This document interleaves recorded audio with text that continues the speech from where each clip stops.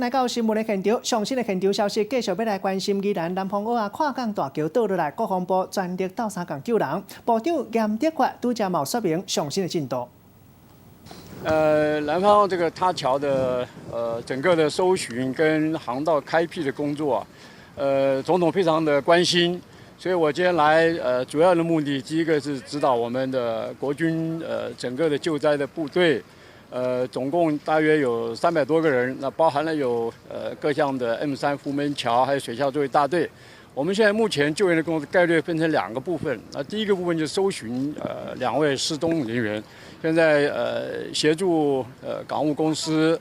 宜兰县政府消防局继续来搜寻这2位，这是一部分。另外第2部分主要就是要协助在此地的渔民恢复他们的生计，紧急要开辟一个安全的航道。刚刚我们也做过研讨，我们军方的 M3 福门桥总共有5辆车，在内港有2辆另外有3辆在外港。因为今天早上发现这个桥有向内港倾斜15度的状况，所以在内港的作业可能会有一些风险，所以我们必须要把 M3 福门桥要调度到外港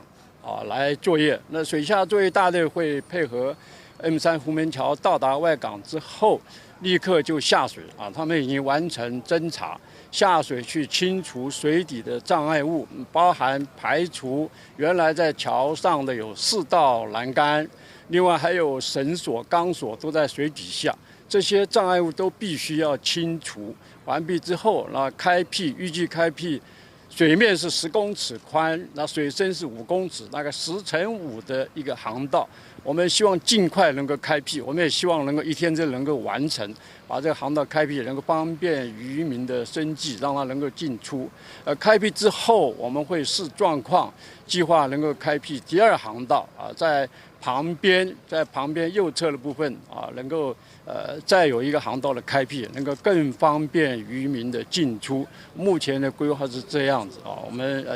国军尽快能够去做，协助渔民能够恢复生计。那请问，所以那个桥的底下，因为它断下去嘛，所以我们要怎么样让这个航道切割有水下作业大队，他们有分4组，目前有25位水下作业大队，从苏澳到基隆，水下作业大队海军人都来支援了25位。那么切割完了以后，我们会由 M3 福门桥的吊杆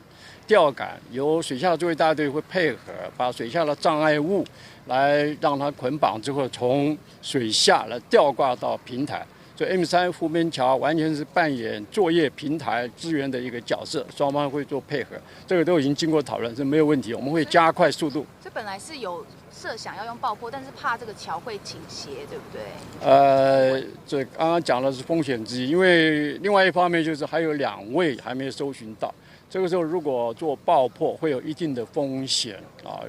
所以用水下切割的方式开辟航道是最快的速度。所以等于是水下切割航道跟搜救2位同时进行，是现在目前状况。切割大概我们预判中午时间，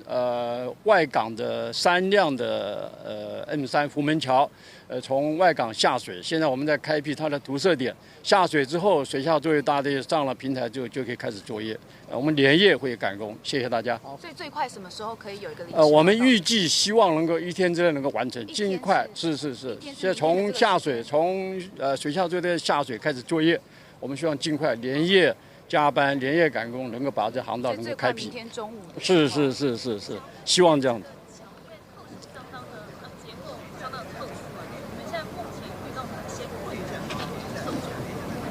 这工程部分，我想由港务公司他们会去评估我们这个救灾的小组是整个地方政府还有工程单位一起来做的我们军方刚刚跟大家报告了，我们尽快加快速度，现在目前的开辟航道。谢谢大家，谢谢。